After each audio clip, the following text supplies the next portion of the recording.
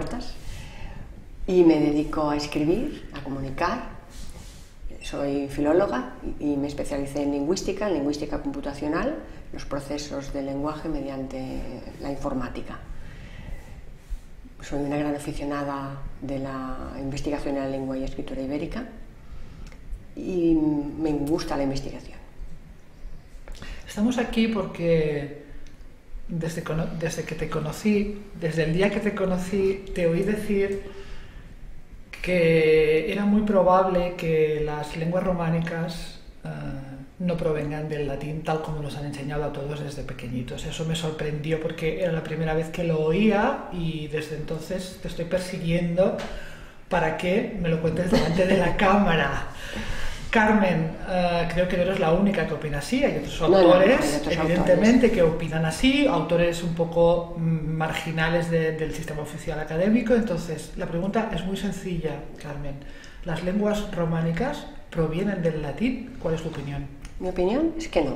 Esta es la respuesta corta. Lo que vamos a hacer es intentar explicarlo un poco para que se entienda por qué estoy haciendo esta afirmación. Bueno, hay que especificar, yo no estoy dudando de la importancia del latín.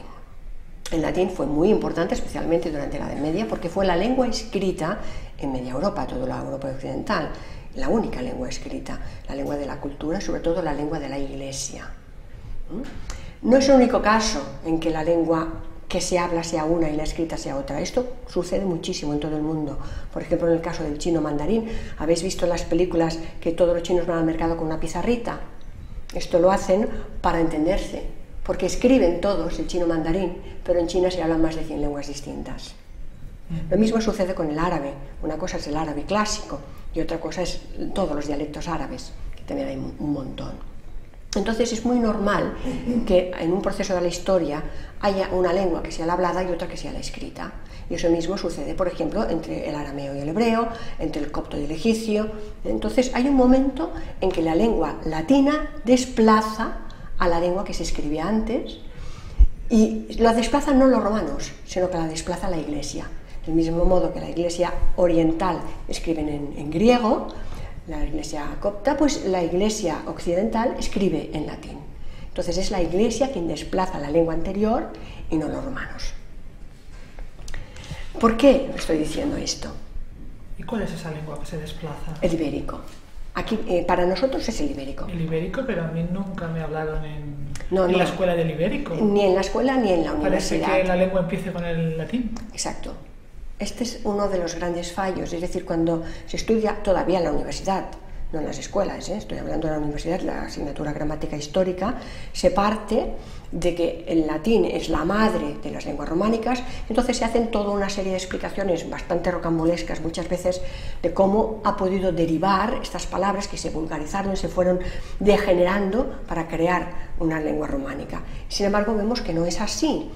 ¿Por qué? Vamos a ir explicándolo despacito. Es decir, cuando llegan los romanos a la península ibérica, aquí había una lengua perfectamente consolidada, una escritura perfectamente consolidada. ¿Qué se le podría llamar ibérico? Ibérico es la escritura ibérica, se conoce relativamente bien, no se ha descifrado, pero la escritura estaba consolidada como mínimo desde el siglo VI. Es decir, los primeros registros que tenemos en los plomos de Ullastret son del siglo VI, probablemente la escritura es mucho más antigua, porque no aparece así una escritura desarrollada de la nada, y sin embargo la podemos situar cronológicamente por el registro y contexto arqueológico. Es decir, nos están situando estos plomos en una cronología muy concreta, pero ya está absolutamente desarrollada la escritura. Entonces los romanos tardan 200 años en llegar. Y imagínate la situación. Llegan aquí primero los fenicios con un alfabeto. Llegan los griegos con un alfabeto, llegan los romanos con un alfabeto, y sin embargo la población autóctona sigue utilizando el ibérico. Y no solamente el ibérico es una escritura semisilábica. ¿Qué significa esto? Pues que estructuralmente es mucho más antigua que un alfabeto. Un alfabeto utiliza una serie de signos para cada una de lo que conocemos por letras, para cada uno de los sonidos de la lengua, y sin embargo la escritura ibérica, que es semisilábica, utiliza un signo para una sílaba, es decir, tenemos un signo diferente para ta, te, ti, to, tu. Eso conlleva muchísimos más caracteres y por tanto es una complejidad añadida a la escritura. Y sin embargo, ¿la situación cuál es?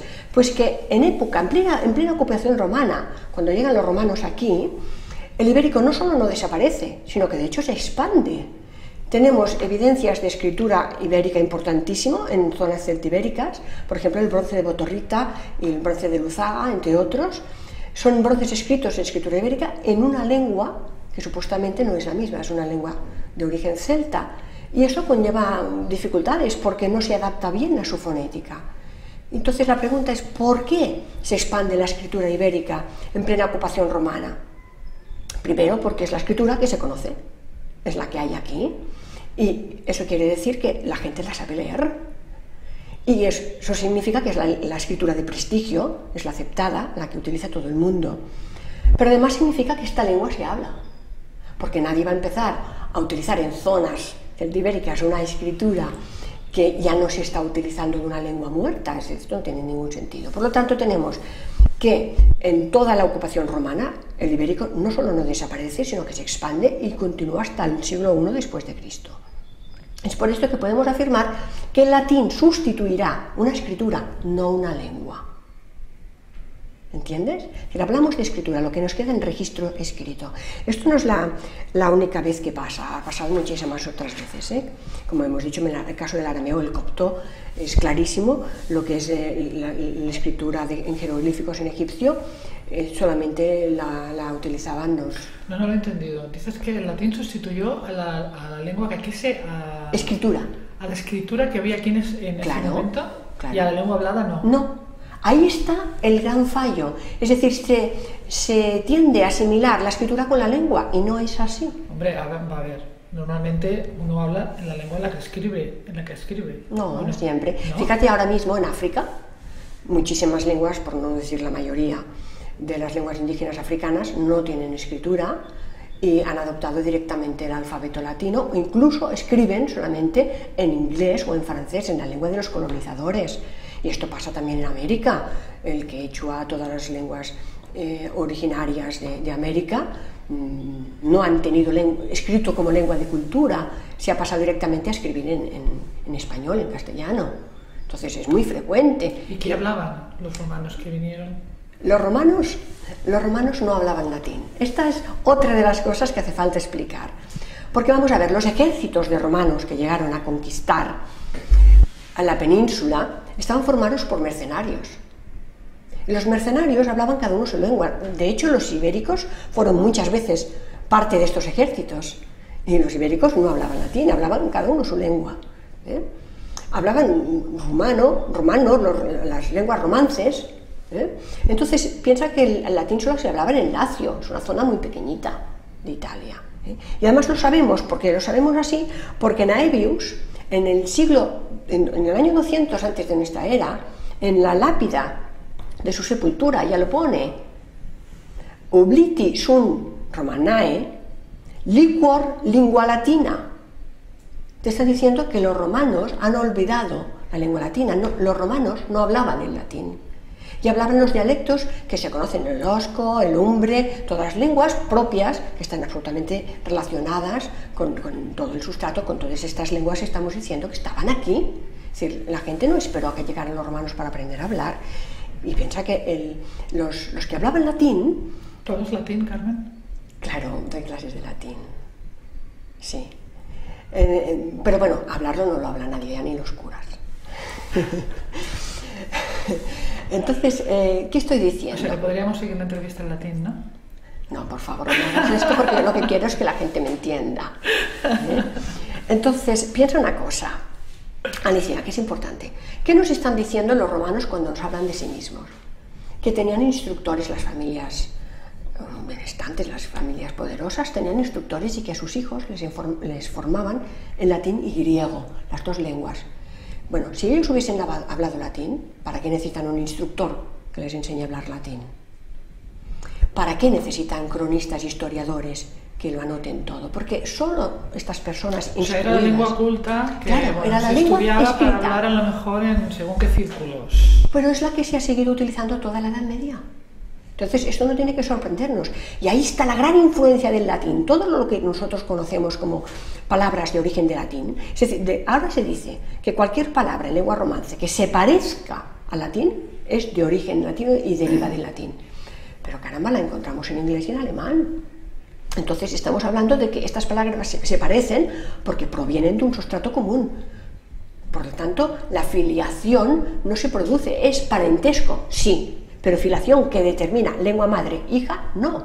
Porque lo que vengo a decir es que las lenguas románicas todas se parecen, pero se parecen tanto, muchísimo más entre ellas, que respecto al latín. Y eso es lo que quiero explicar con casos muy concretos. Vamos a hablar un poquito, y de forma sencilla, de léxico, de sintaxis, de fonética. A ver que yo me termine de aclarar, que para mí es muy difícil. O sea, aquí se habla vamos a llamarle una lengua ibérico, ¿no? Un sustrato ibérico, sí, en la que la gente se entendía, incluso escribía, ¿no? Sí. Vale. Llegan los ejércitos romanos. Sí. Estos ejércitos no hablan una sola lengua, que no es el latín además, sino que cada uno, como viene, son gente de diferentes sitios, hablan diferentes... Exacto. Entonces, la lengua que hay aquí obviamente se ve un poco influenciada. Se verá influenciada, sí, por estos romanos, sí, que vienen aquí, ¿no? Y de ahí es donde nace pues el castellano, el catalán, el italiano. Bueno, hay que hacer un inciso importante. Vamos a ver, las lenguas no cambian tan rápido. Por ejemplo, el griego clásico y el griego moderno se puede comprender. El árabe clásico y el árabe moderno se puede comprender. Pero te pongo ejemplos más próximos. Tú coges el Cantar del Mio Cid, que está escrito en castellano del siglo XII, y lo puedes leer perfectamente. Tú coges a Ramon Llull, el autor catalán que introduce el catalán en la literatura, por tanto es el primer escritor que utiliza el catalán, no solamente el latín y el árabe, y se puede leer perfectamente. Coges los grandes cronistas de las crónicas catalanas que tenemos, el rey Jaume, el Bernat d'Esclot, el Montaner y el rey Pere. Las 4 grandes crónicas de los reyes catalanes están escritas en catalán. ¿Esto qué nos está diciendo?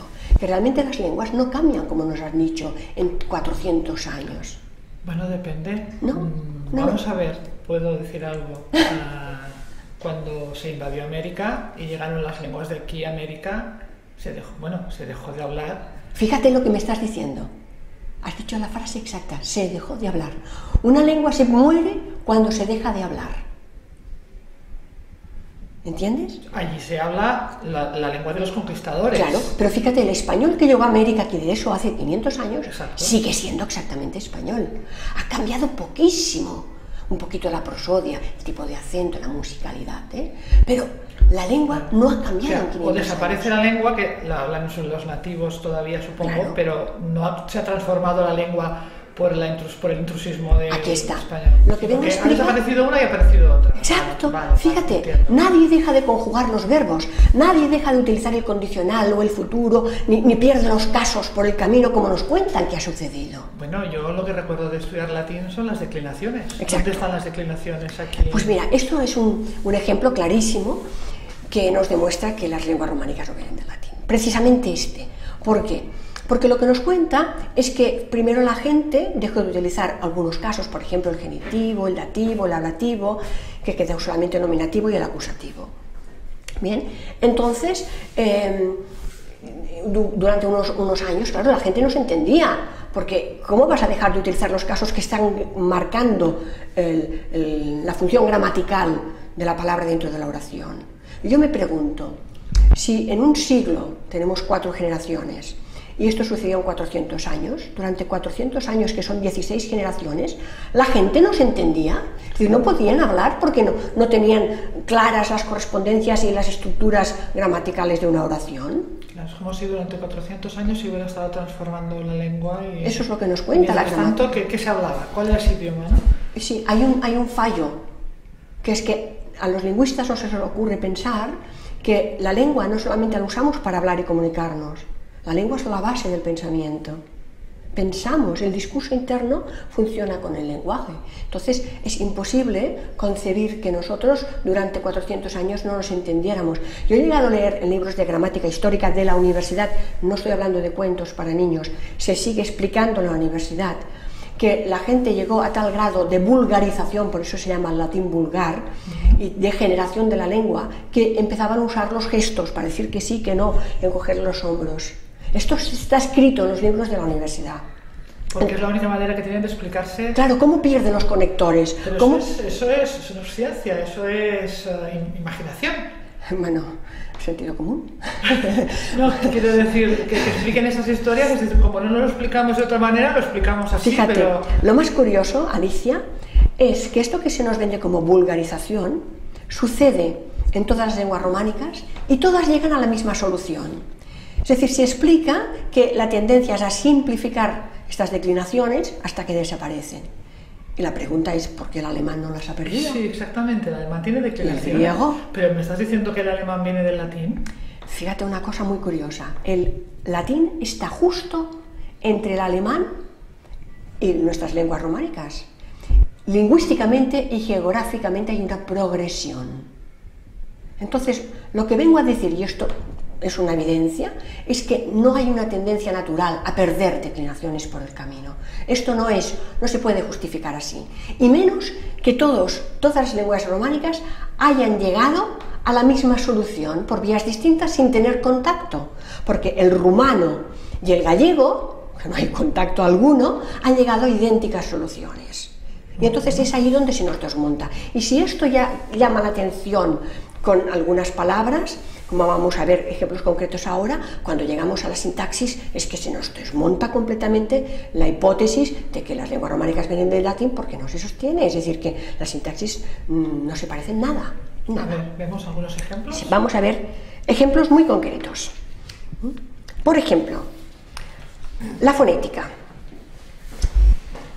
Fíjate, las leyes de la fonética son tan precisas y funcionan con tantísima perfección que la adquisición del lenguaje de una lengua, se cierra a los 3 años, nos va a marcar para siempre la adquisición de las segundas y terceras y cuartas lenguas que hablemos. ¿Qué quiere decir? Que el modo articulatorio, como dice Noam Chomsky, todos los humanos nacemos preparados para hablar. Entonces esto, que es tan espontáneo y tan rápido en los primeros meses de vida, después nos cuesta años aprender el inglés y nos volvemos locos para hablarlo mínimamente, de un modo mínimamente decente. ¿Qué quiere decir? Que cerramos este repertorio aparentemente muy amplio de articulación o de posibles combinaciones, lo cerramos a una edad muy temprana. Es decir, nadie espera ir al mercado para aprender a hablar. Aprendemos a hablar en los brazos de nuestra madre. Entonces, el inventario fonético de las lenguas románicas y del latín no tiene nada que ver.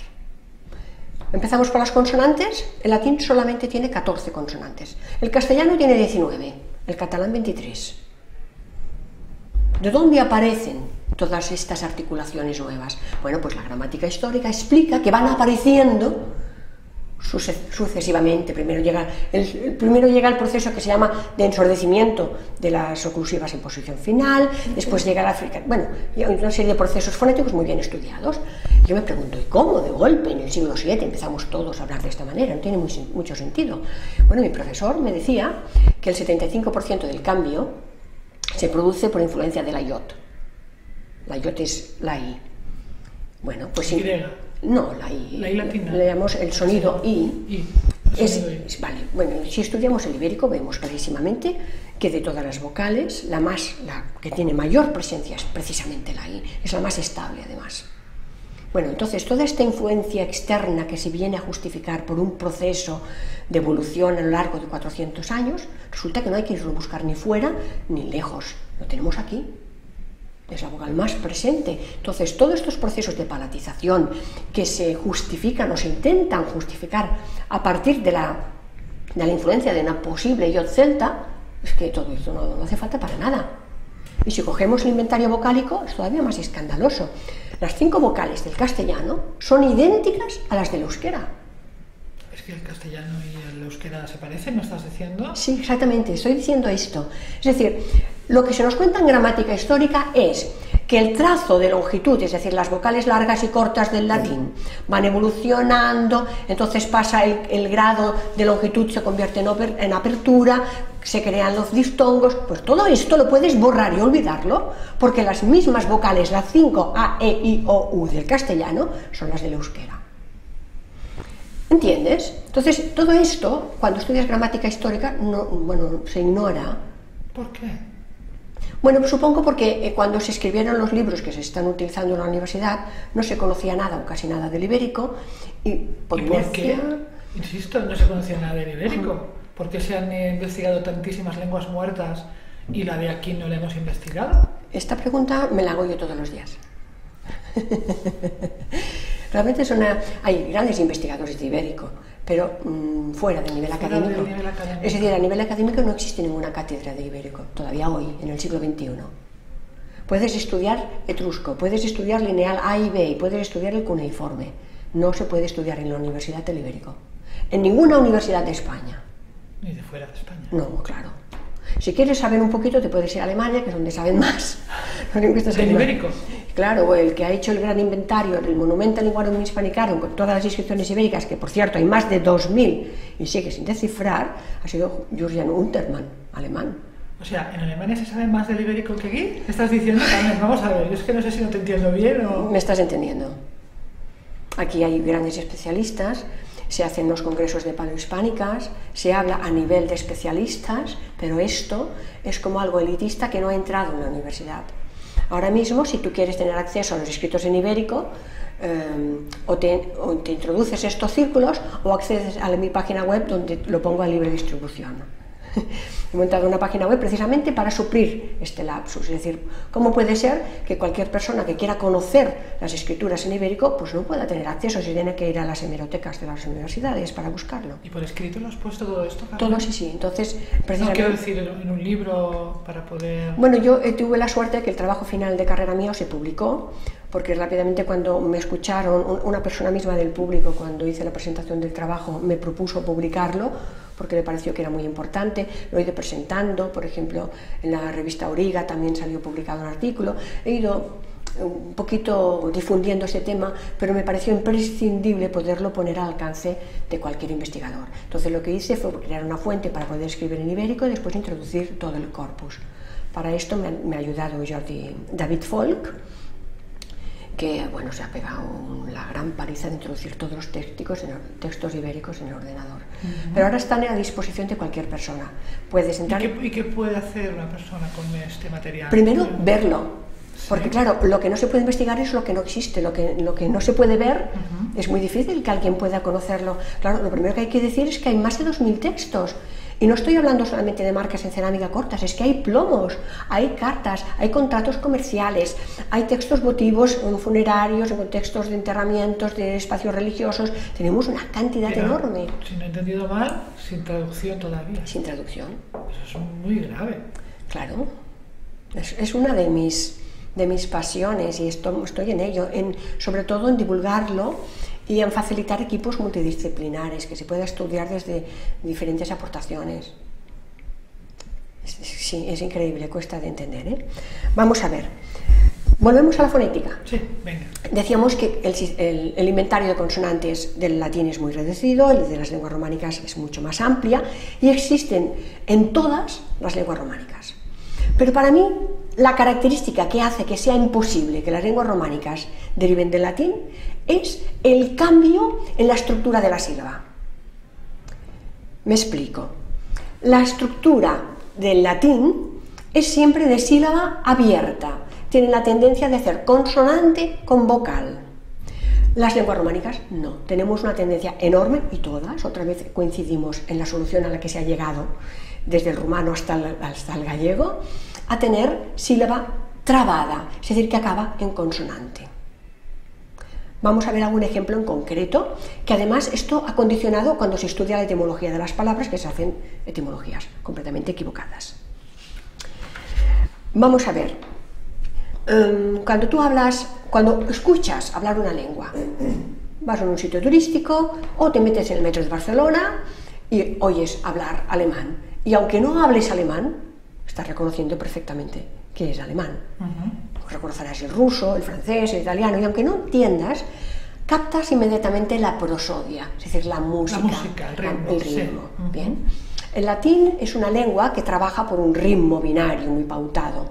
Fíjate que la poesía latina no tiene rima final como la nuestra, sino que está trabajando por por ritmo, ¿eh? Así como el griego tiene mucha palabra esdrújula, el latín no tiene palabras agudas, nunca. Por esto no puede terminar los versos en rima sonante. ¿Qué hace? Cuenta el número de sílabas por un ritmo muy pautado de siempre palabras llanas. Es el ritmo de la lengua. Entonces tiene una música que no tiene nada que ver con la nuestra, con la que es genuinamente de aquí. O sea, si pudiéramos oír una conversación en latín, que no podemos, supongo, Bueno. la música no nos sonaría a ninguna lengua románica. No la reconoceríamos. No sonaría ni a reconoceríamos. castellano, ni a catalán, ni a italiano. No reconoceríamos el latín. No, por la prosodia no. ¿La prosodia es esto? Sí. Vale. Tiene una música distinta, ¿vale? Entonces esto se produce a un nivel tan inconsciente. ¿Habría alguna lengua en estos momentos que tuviera esta prosodia? Como he dicho antes, se parece mucho más al alemán. Al alemán. Sí, y otra vez está en este Pero punto. el alemán es una lengua muy dura, Sí. por decirlo de alguna manera, Sí, desde nuestro sí. punto de vista. El latín también, si lo oyéramos, sería una lengua Más, dura. por ejemplo, que el catalán. Fíjate que el catalán, cuando hablamos, situamos la lengua muy hacia adelante en la boca. Uy, esto a mí no... Muy claro. Cuando en castellano quieres imitar un catalán, ¿qué haces? Hablas así, estás situando la lengua, la entretienes en el paladar. Esto hacemos en catalán, es decir, situamos, no tenemos sonos ovulares, no tenemos la J del jamón, nosotros decimos yo. Claro, no, tenemos estos sonidos como más suaves, mucho más hacia adelante, toda la distribución del sonido se produce en la parte anterior de la boca. ¿Y el latín cómo sonaría? El latín sí que tiene algunas ovulares, pero tiene muy pocas consonantes. Es que claro, es toda la prosodia que es distinta, es ahí donde voy. Es decir, están jugando con la longitud de la vocal, tienen vocal larga y vocal corta, todas las vocales son largas o cortas. Tienen un ritmo binario en la lengua. Binarios. Binario. Suena como muy... Sí, pim, pam, pim, claro, pam. porque fíjate, nuestra lengua, al tener palabras agudas, llanas, esdrújulas, tiene una música muy distinta. Y curiosamente, si vas a Grecia a hacer turismo y oyes hablar el griego, dices, caramba, qué castellano más extraño están hablando, porque tienen exactamente esta musiquita.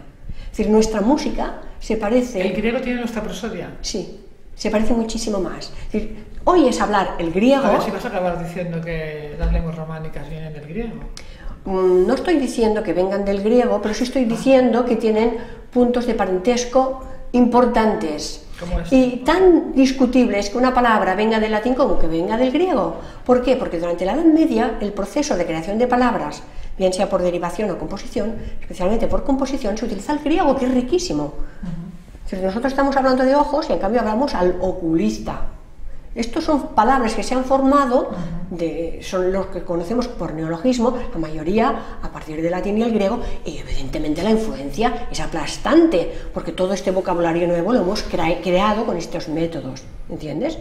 Pero sí que tengo que reconocer que la prosodia, es decir, si escuchas el griego, no les entiendes, pero piensas, están hablando, te preguntas, ¿están hablando en castellano?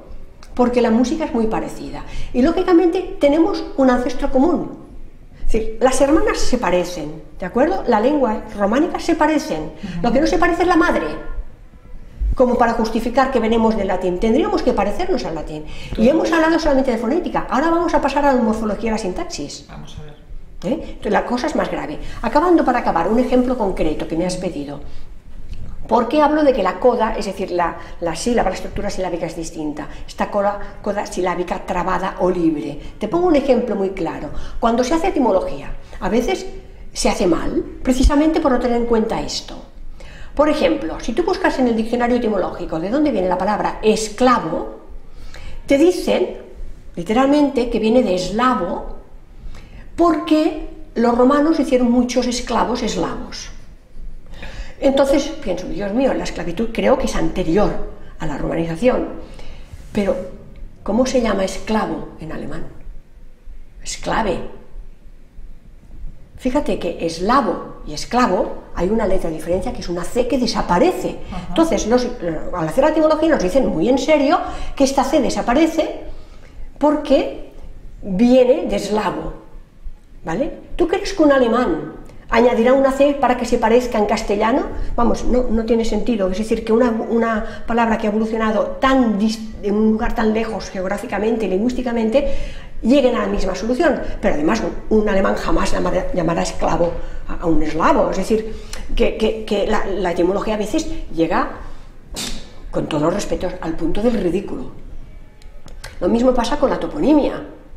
Tenemos Corominas, es el gran lingüista en catalán que ha hecho una enciclopedia alucinante de todo lo que es la etimología de los pueblos catalanes. Sin embargo, tiene deslices. Por ejemplo, l'esquevallirana viene de valeriana. Yo digo, madre mía, que tomaban valeriana la gente del valle. Y sin embargo, si miras, Irana significa en ibérico valle, la Val d'Aran. Val d'Irana es la Val Arana, es valle. ¿Me entiendes? Es decir, la lingüística, al partir de una premisa, como un axioma inamovible, de que las lenguas románicas del latín intenta justificar a través del latín incluso lo que es injustificable. Si partes de la base de que venimos del latín, ya todo intentas justificarlo y meterlo ahí. Ahí, exacto. Sin plantearte otras opciones. Exacto, es ahí donde voy. Es decir, el caso de Vallerana es clama al cielo. ¿Me entiendes? Entonces, pero esto, bueno, es un puro ejemplo solamente para explicar. Fíjate por qué te pongo el ejemplo de esclavo para hablar de la coda silábica. Porque si me dices, vale, si no viene de eslavo, ¿de dónde viene? Pues si fragmentamos correctamente el sonido y en vez de hacer una sílaba abierta la hacemos trabada, tendremos ex labor. Ex labor, ¿qué es ex?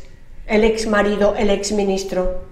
El que ya no es ministro, el que ha salido del ministerio, o el ex marido ya no es marido, ¿de acuerdo? Ex labor, labor que es el trabajo, pero el labor es el trabajo digno, el que hace la gente importante. Entonces el ex labor es el que está fuera de este trabajo, es el que hace todos los trabajos desagradables, el que hace el trabajo que nadie quiere hacer.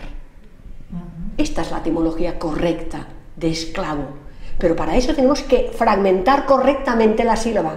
Ex labor. Entiendo. Este es el ejemplo. Venga, mira, quiero hablar del léxico y te quiero poner un ejemplo. Vuelvo, si las lenguas hijas se tienen que parecer a la madre, la cosa que mejor hicieron los romanos fue guerrear. Aquí nos tuvieron 300 años masacrando a la población con las guerras púnicas. Entonces sería bastante lógico pensar que todo el lenguaje relacionado con el campo semántico de la guerra sería absolutamente latino. Ajá. Si fuera verdad que los soldados que vinieron aquí, el ejército, hablaba latín. He traído aquí un libro de Yves Cortés, que también dice lo mismo que yo. Yves Cortés es otro lingüista francés que dice que le funciona bien. Hace muchos años que ya defiende esta hipótesis. Sí, ya está muerto. También se le puede localizar bien por internet, pero no en círculos académicos todavía. Entonces este señor hace este análisis de los campos semánticos y vamos a ver qué pasa con todo el campo semántico de la guerra. ¿Cómo se dice, por ejemplo, tratado? En francés traté, en italiano tratato, en español tratado, en rumano tratat, en latín foendus. ¿Cómo se dice guerra?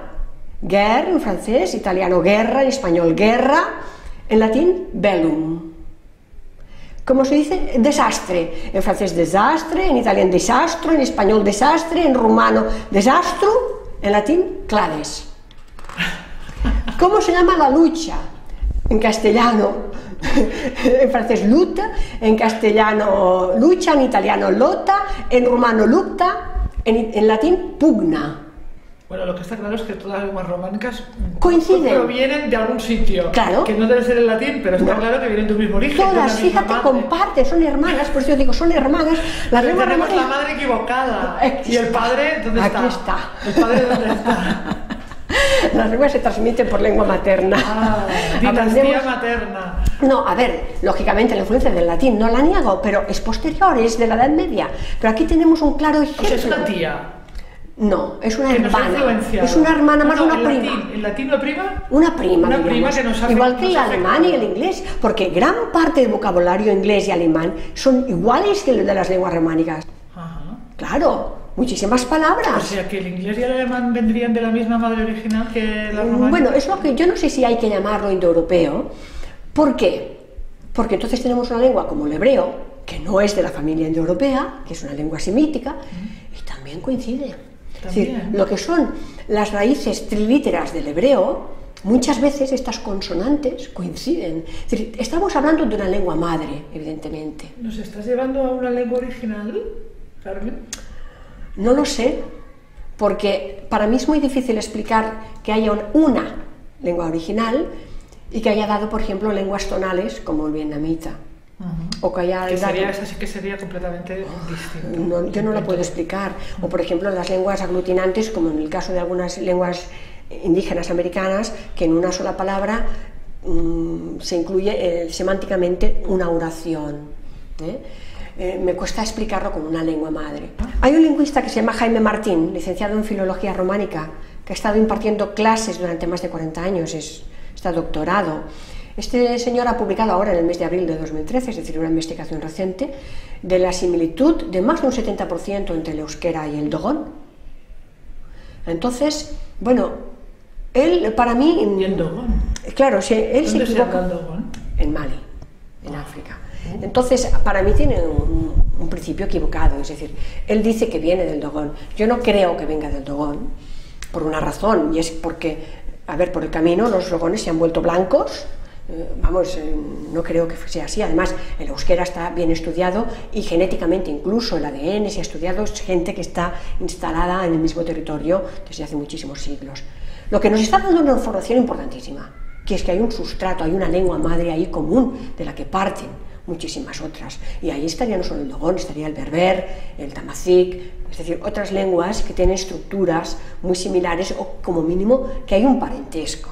Entonces, el latín sería una lengua con parentesco, pero lógicamente no puedes explicarla como filiación, es decir, no podemos decir que las lenguas románicas son hijas de una madre que es el latín, porque se nos cae, se nos destruye.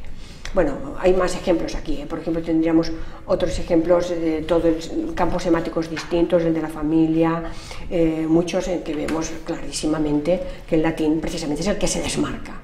Es distinto, no las lenguas románicas entre sí. Tenemos, por ejemplo, el casco, el huérfano, el golpe, el galope, la matanza, la maza, el esclavo que hemos dicho, que en latín era servus. Es decir, la etimología, fíjate en el caso que he puesto de esclavo, se hace venir de eslavo, cuando esclavo en latín se llamaba servus. Claro. Más claro el agua.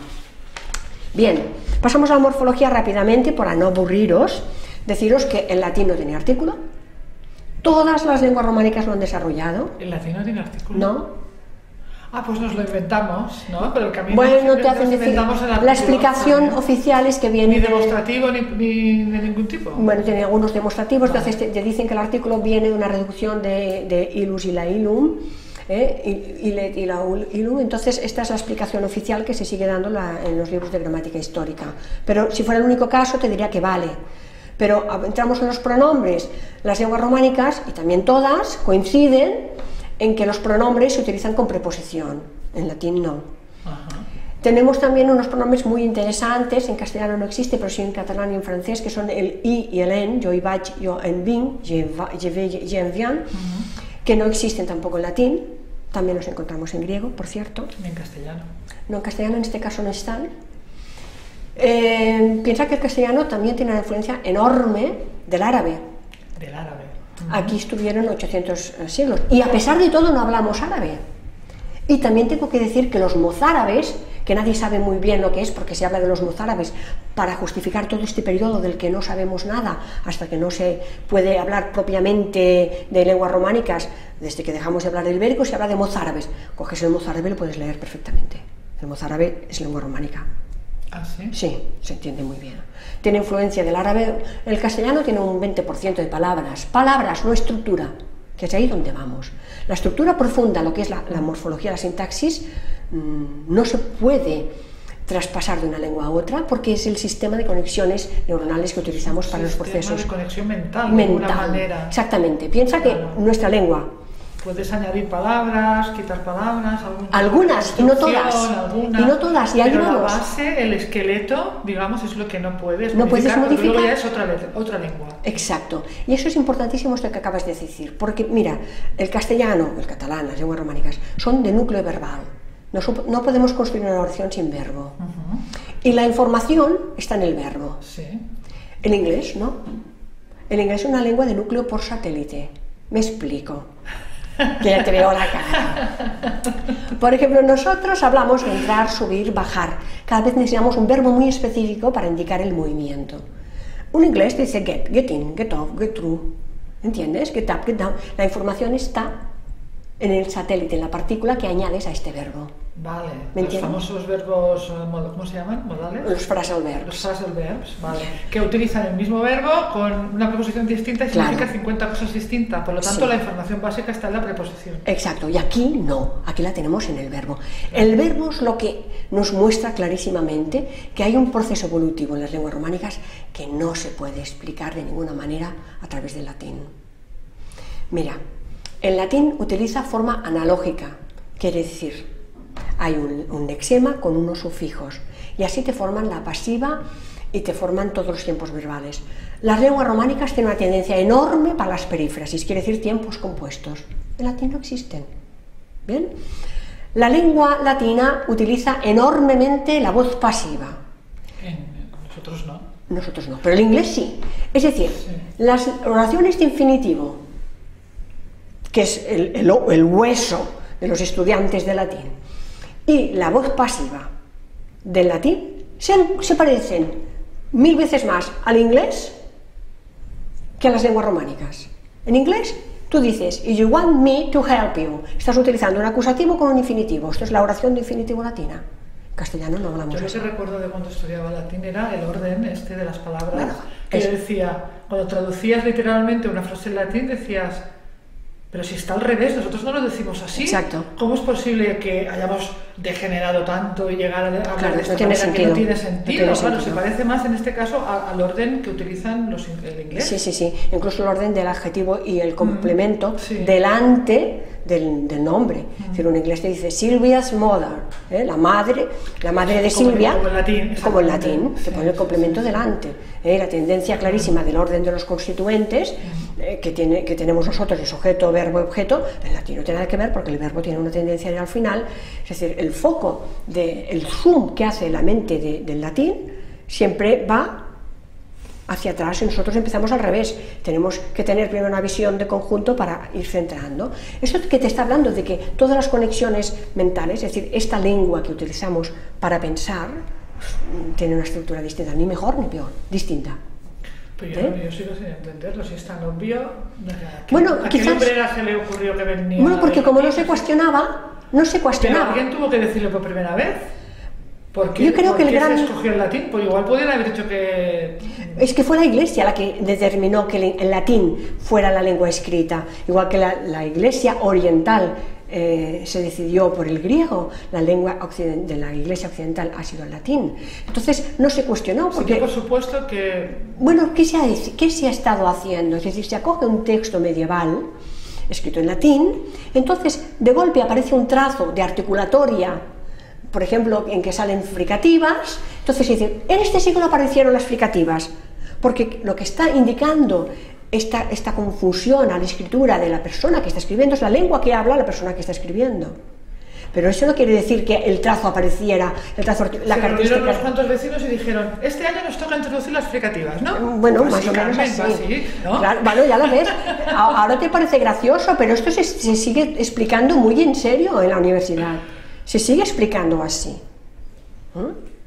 Venga, el verbo. Cosas que no existen en latín. El condicional no existe en latín. Tampoco existe en inglés. Pero todas las lenguas románicas tenemos condicional. Para hacer condicionales en inglés tienes que usar los modal verbs, eso es tan complicadísimo, que es el could, would, should, todo esto, que entra en el matiz sutil que hace precisamente que nunca sabes lo que piensa un inglés, porque te dice, si mañana no llueve, haremos barbacoa, y tú te presentas porque hace sol, y como ha utilizado un might, pues resulta que aquello que no quería decir que iba a haber barbacoa de verdad. Entonces nosotros decimos, mañana haremos barbacoa y todo el mundo se lo cree, ¿eh? Porque estamos utilizando un verbo preciso para esto, ¿eh? Si no lloviera, bueno, si llueve, yo no cantaré, o cantaré si no llueve, entonces nos lo creemos, tenemos un verbo específico, un tiempo. Está muy claro, muy claro. Condicional está muy claro. Y en inglés no, ¿eh? En inglés son muy educados, siempre queda muy bien, pero resulta que después no hay barbacoa. Pero al día siguiente tienen que llamar, pues, ¿hay o no hay? Exacto, entonces ellos del momento te han invitado, ¿no?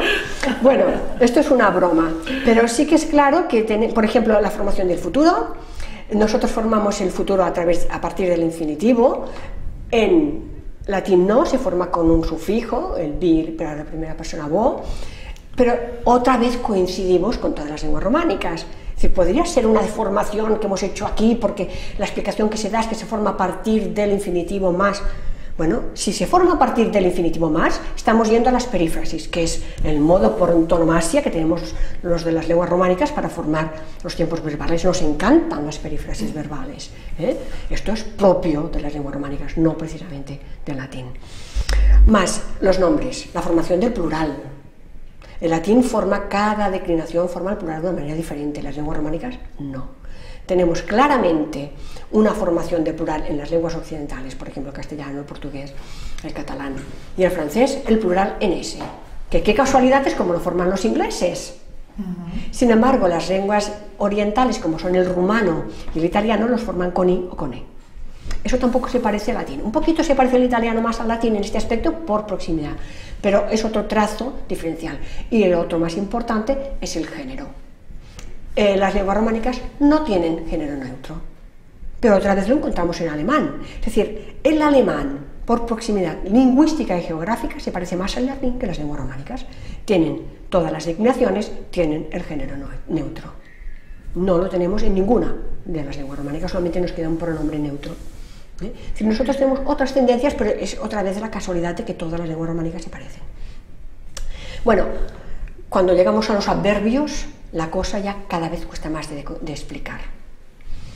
Piensa que en latín, es decir, lo que nos dice en gramática histórica, cuando estudiamos esta evolución, porque claro, se da por supuesta que las lenguas románicas proceden del latín, lo que no se puede explicar es que no haya ni uno de los conectores latinos en las lenguas románicas.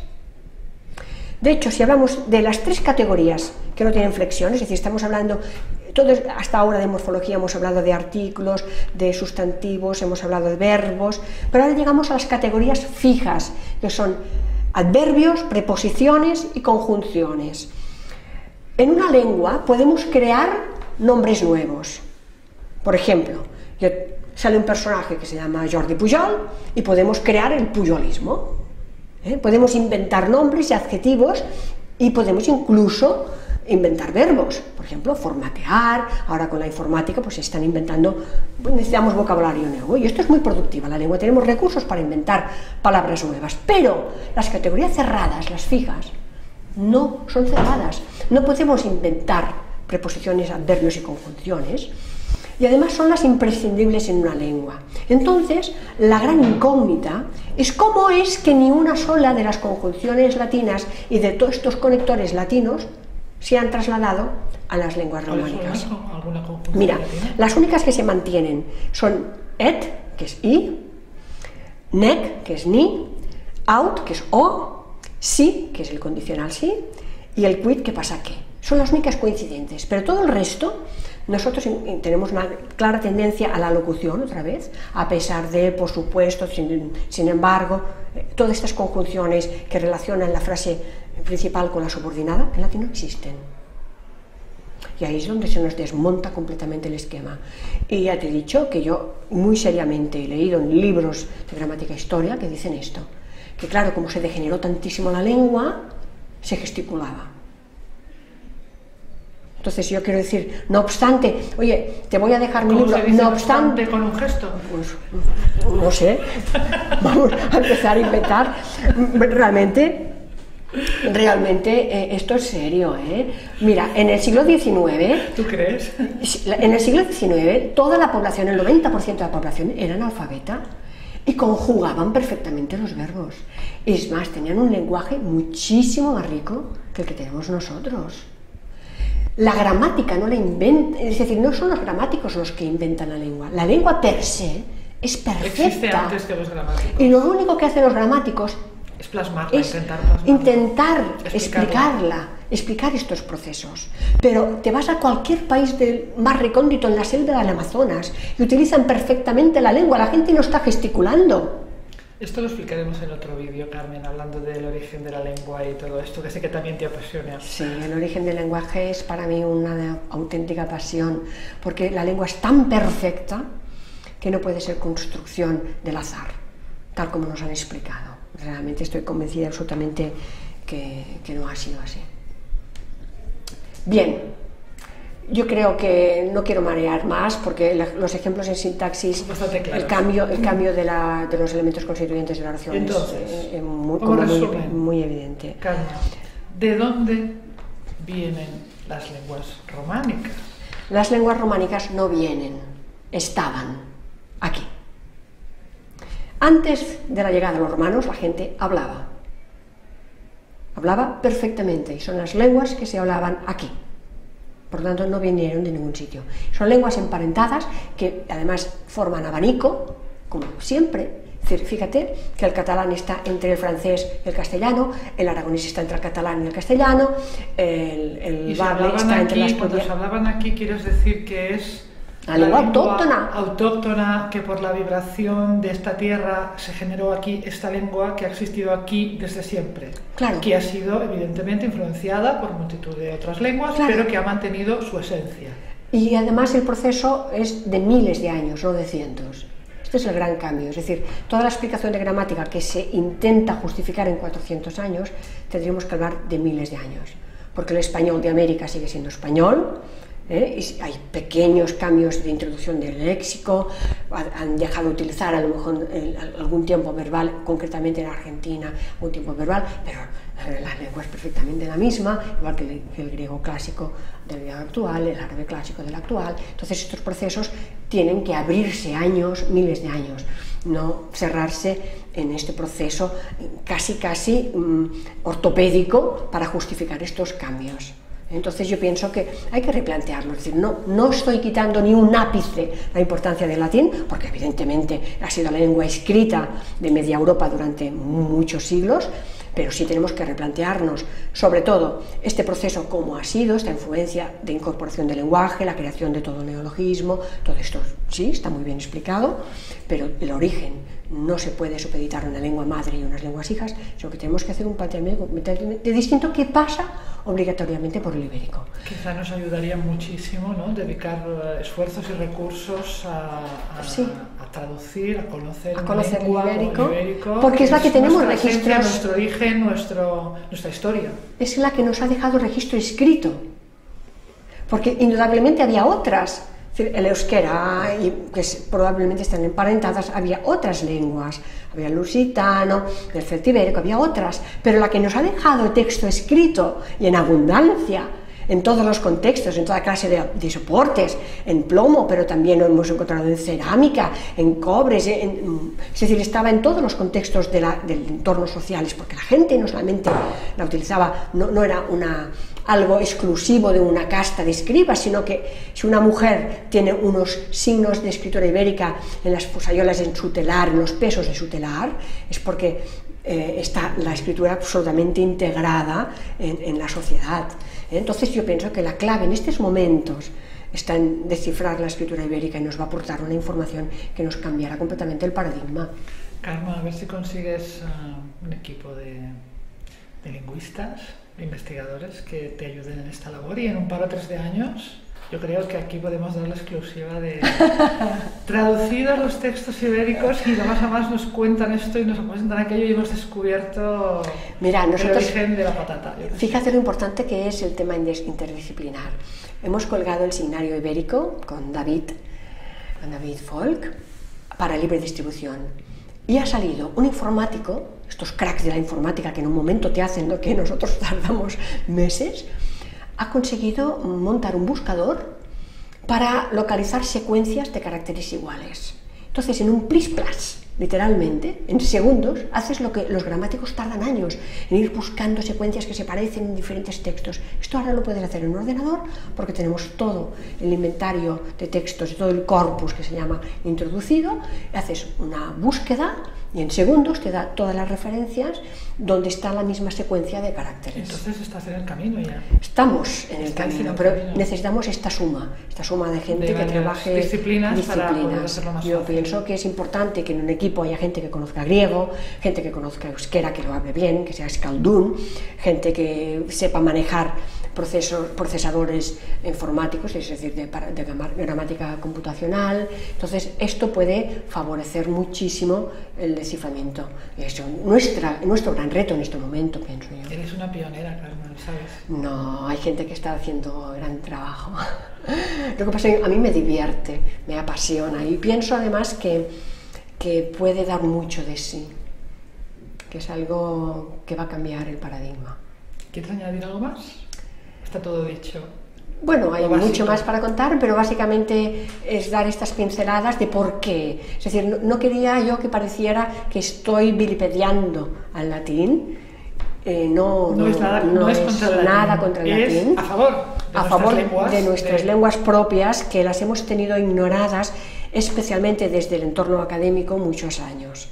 Es una llamada a fijar la atención en estas escrituras que tenemos aquí, que tienen mucho que decirnos todavía, además de una riqueza extraordinaria, todo el bagaje de cultura, de la cerámica, todo el registro material que nos está ofreciendo la arqueología. Es impresionante, que no hay que buscarlo fuera, está aquí. Gracias. Gracias.